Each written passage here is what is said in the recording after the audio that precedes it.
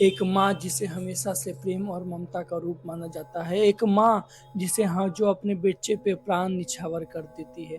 क्या हो जब वही माँ अपने बच्चे को मार डाले। जी दोस्तों ने सही सुना, एक माँ अपने बच्चे को मार डालती है।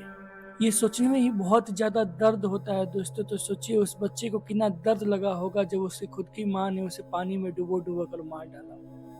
वो चिल्लाता होगा, वो कहता होगा कि माँ मुझे छोड़ दो, मुझे छोड़ दो, मुझे जाने दो, मुझे जाने दो, मुझे माफ कर दो। लेकिन उसकी माँ नहीं सुनती है और उसे मार देती है। सोचिए, उसकी माँ नहीं सुनती है, उसको मार देती है।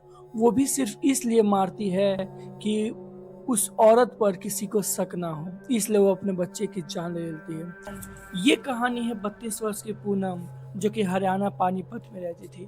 जब वो रेवाड़ में थी तब उसे अपनी भतीजी, जो कि सिर्फ 9 साल की थी और जिसका नाम इशिका था, उसे देखकर उसे बहुत ज्यादा जलन हुई और उसको लगा कि ये बड़े होकर उससे भी ज्यादा सुंदर निकलेगी।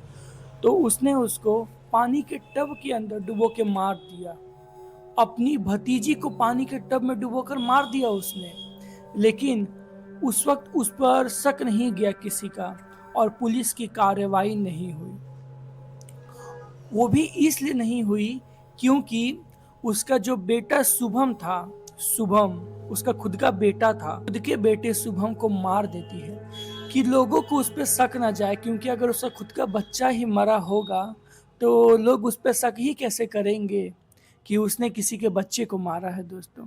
इसलिए वो अपने बच्चे को भी मार देती है। और इन सब चीज़ों की वजह से उस वक्त ज़्यादा छानबीन नहीं हुई और लोगों ने इस बात को ज़्यादा आगे नहीं बढ़ाया और पुलिस की छानबीन नहीं की और उस बात को उसी वक्त ढक दिया गया। उसके बाद 2 साल बाद मतलब अगस्त 2025 नजर जाती है अपनी चचेरे बहन की बेटी, जो कि मात्र 6 साल की थी, जिसका नाम दिया था। वो एक छोटी सी मासूम सी लड़की थी। उसको दुनिया के बारे में कुछ नहीं पता कि ये क्या गलत है क्या सही है। उसको वो अपने घर में बुलाती है और मार डालती है पानी के टब में डुबोकर। और सारों ही बच्चों की हत्या वो पानी में डुबोकर ही करती है। लेकिन सबका तरीका अलग अलग।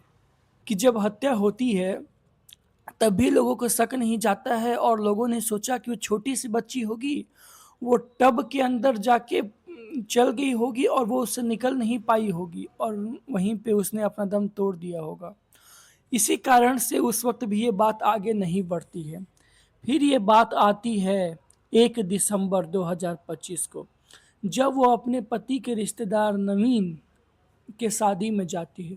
वहां पे उसे एक छोटी सी बच्ची जिसका नाम विधि था, वो भी मात्र केवल 6 साल की थी। उसको देखकर उसे बहुत ही जलन हुई और उसने सोचा कि ये लड़की तुम बड़े होकर मुझसे बहुत ज्यादा सुंदर लगेगी। तो उसे इसी प्रकार की जलन के कारण, ये उसने खुद से बताया है दोस्तों कि उसने खूबसूरती की वजह से मारा है, इसलिए मैं आपको बता रहा हूँ। वो उस बच्ची को, जब सब बाराती लोग बाहर निकल गए, बाराती आया तो सब जो लोग थे वो बाहर निकल गए।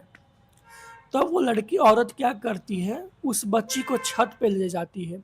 छत पे एक स्टोर रूम रहता है और स्टोर रूम के बाहर एक टब रहता है और नल रहता है। जो कितने लोग छत के ऊपर नल लगाते हैं ना, वैसा नल लगा था। उस टब के अंदर पानी भर के उस बच्ची को तड़पा तड़पा कर, डुबो डुबो कर मार देती है और उस बच्ची को स्टोर रूम के बाहर बंद कर देती है। जब वह उस बच्ची को स्टोर रूम से छोड़कर नीचे आती है तो लोगों को उस पर शक होता है। लोगों ने, क्योंकि उसके कपड़े भींगे हुए थे, लोगों ने पूछा कि तुम्हारे कपड़े भींगे हुए क्यों हैं। तो उसने कुछ बहाना लगा दिया।